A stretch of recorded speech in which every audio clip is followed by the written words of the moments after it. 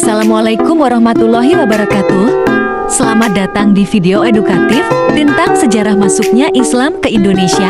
Halo, saya Dia Nabilah, mahasiswi Prodi Pendidikan Agama Islam. Dalam video ini, kita akan mengulas bagaimana Islam pertama kali hadir di Nusantara, teori-teori yang berkembang, faktor-faktor yang mempengaruhi, hingga peristiwa penting dalam penyebarannya. Mari kita mulai.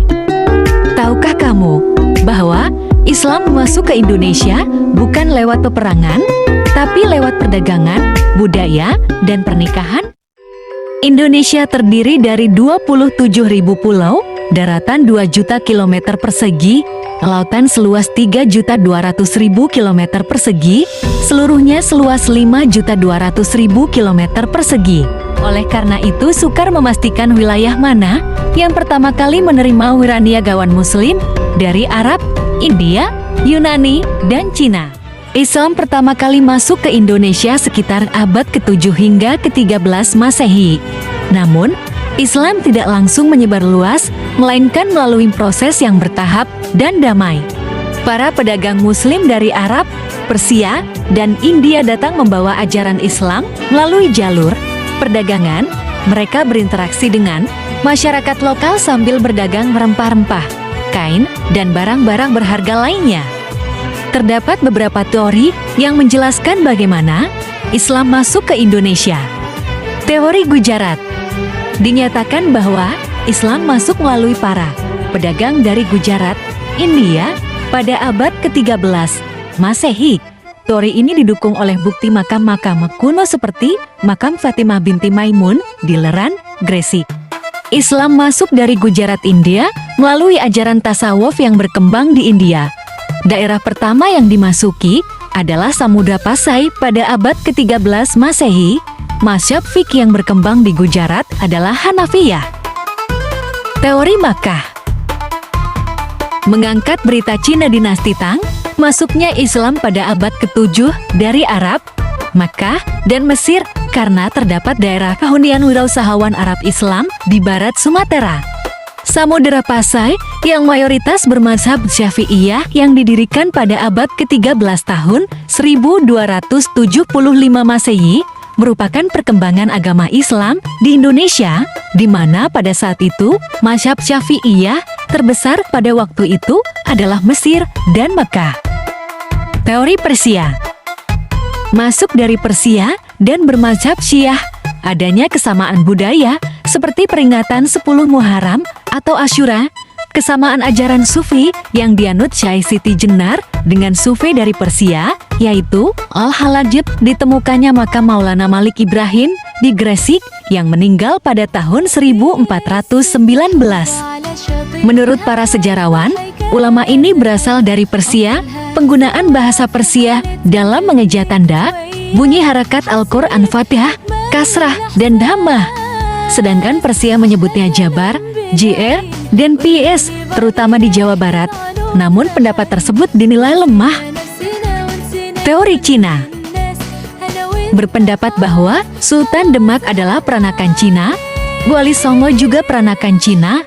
Hal tersebut karena dalam Kronil Kelenteng Sampokong, nama para tokoh tersebut ditulis dengan nama Cina, seperti Sultan Demak Raden Fatah bernama Jin Bun, lalu Sunan Ampel bernama Bong Sue Ho, dan Sunan Gunung Jati bernama To Abo.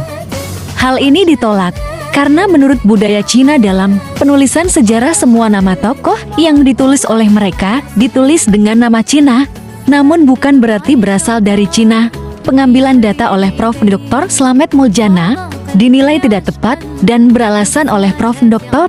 G.M.G.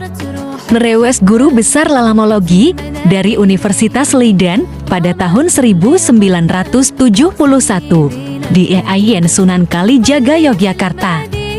Teori Maritim umat Islam memiliki navigator ulama dan wirausahawan Muslim dari Arab yang dinamik sehingga dapat menguasai maritim dan pasar. Melalui hal ini, Islam dikenalkan sepanjang laut niaga di pantai.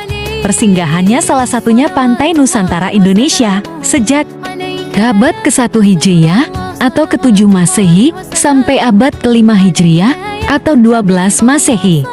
Lalu pengenalan Islam di pedalaman berlangsung sejak abad ke-6 Hijriah 13 Masehi oleh dakwah wirausahawan Muslim pribumi. Setelah itu, kekuasaan politik Islam Kesultanan mulai memeluk agama Islam. Salah satu kunci penyebaran Islam di Pulau Jawa adalah peran besar para wali songo.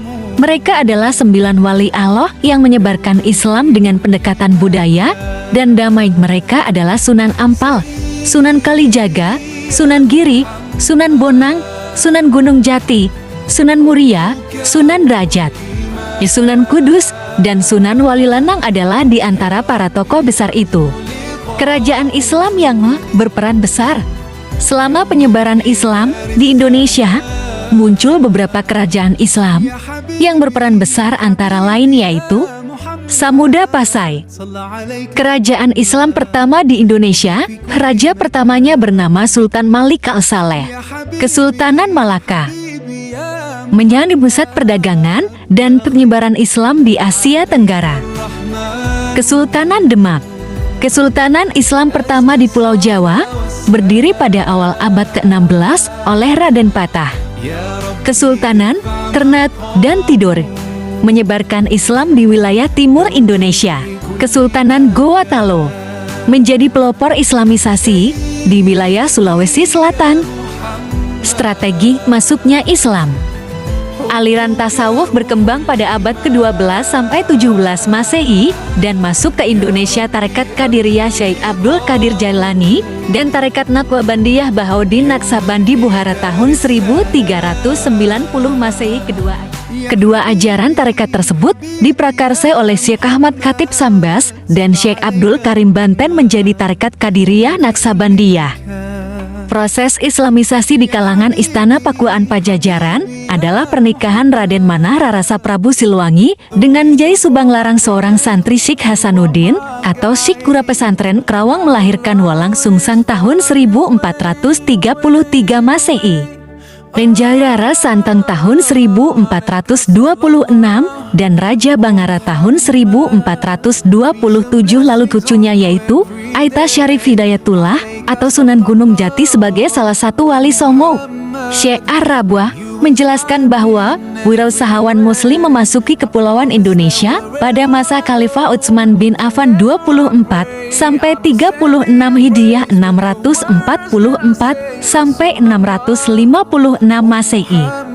Berita dari Tiongkok pada masa dinasti Tang menyebutkan bahwa pada tahun 674 Masehi terdapat permukiman wirausahawan Arab di pantai barat Sumatera yang menetap di sana.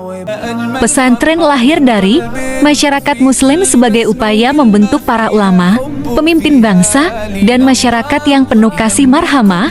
Model pesantren ini terinspirasi dari Madrasah Kortubah pada masa Kekhilafahan Umayyah, Madrasah Nizamiyah pada masa Kekhilafahan Abbasiyah, serta Madrasah Al-Azhar pada masa Kekhilafahan Fatimiyah yang berhasil melahirkan para ilmuwan Muslim. Pesantren di Indonesia sering ditulis seolah meniru tradisi Hindu, padahal peradaban Eropa justru berawal dari Khilafah Umayyah. Dalam sejarahnya, tidak dikenal adanya sistem pendidikan seperti pesantren di dunia barat. Sunan Kalijaga mementaskan wayang sebagai bentuk dakwah menyebarkan Islam kepada masyarakat, lalu dia tidak memungut upah, namun mengajak para masyarakat untuk mengucapkan kalimat syahadat. Para bupati melakukan konversi agama ke dalam bentuk legalisasi agama rakyatnya, lalu ada ancaman dari imperialis barat dan invasi penjajah kerajaan Katolik Portugis menguasai wilayah. Mempercepat proses pertumbuhan kekuasaan politik Islam atau Kesultanan Indonesia karena kerajaan Hindu-Buddha tidak mampu lagi melanjutkan peran sejarahnya. Masuknya Islam ke Indonesia adalah sebuah perjalanan sejarah yang panjang, damai, dan penuh hikmah. Islam hadir bukan dengan pedang, melainkan dengan keteladanan, kebijaksanaan, dan kelembutan akhlak. Semoga video ini memberikan pemahaman yang lebih luas tentang akar sejarah Islam di negeri kita tercinta. Terima kasih sudah menyimak. Wassalamualaikum warahmatullahi wabarakatuh.